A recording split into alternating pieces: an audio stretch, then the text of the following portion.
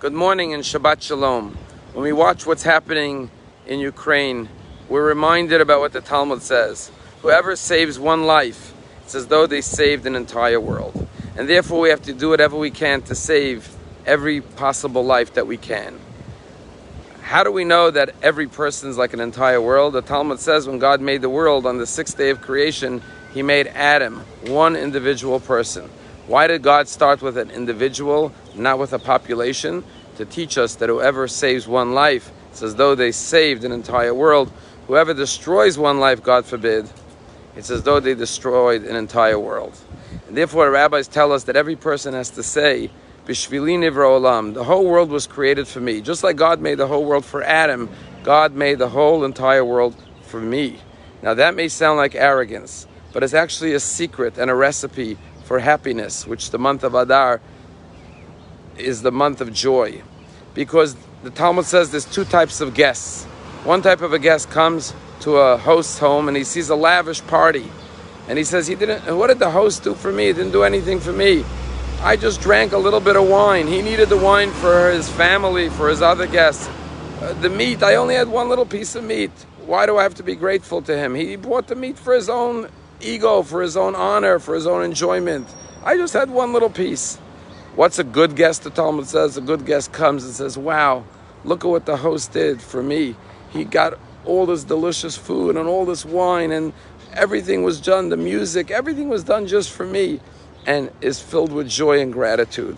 So too the Talmud says you could be a bad guest in God's world or a good guest.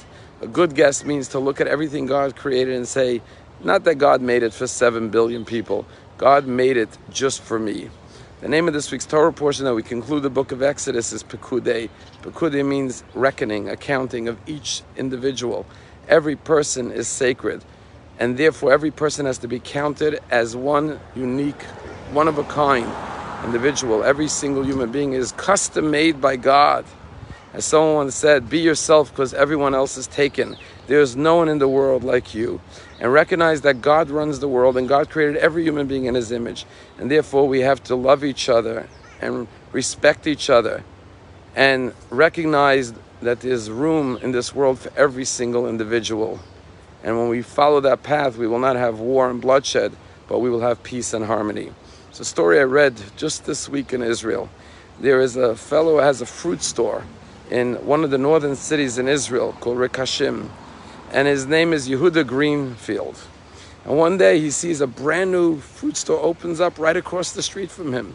At first he was very angry. He said, how could this person go into competition with me? I'm going to lower my prices. I'm going to speak to his suppliers not to supply him.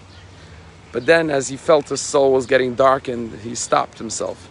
He picked up the phone and he called.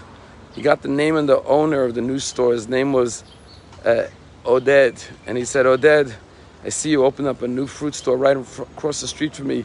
I'm calling to wish you mazel tov and much success in your store. I'm sure that the creator of the world has enough customers for both of us to be successful. And someone said to him, how can you do that? How could you be so kind to this person who's going into direct competition with you?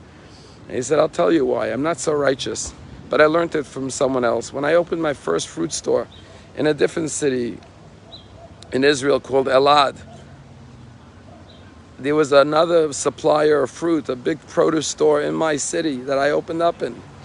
And I started an advertising campaign.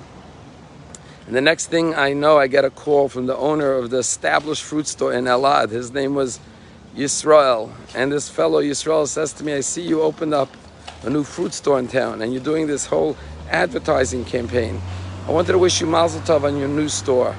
And I want to let you know that I'm going to reduce the amount of advertising I'm doing in the next 2, 3, 4 weeks to take the spotlight off myself and allow you to have a chance to establish your name and reputation in town and prosper. Because I know that Hashem has enough supply for everyone, for enough food and sustenance and blessings for all of us to enjoy. That's the mentality of a Jew, that God provides enough in this world for everyone. God made every person individual. And therefore, when we have a mentality of abundance, then we live in peace and harmony. When we have a mentality of scarcity, and we believe there's never enough, then that leads to war and bloodshed.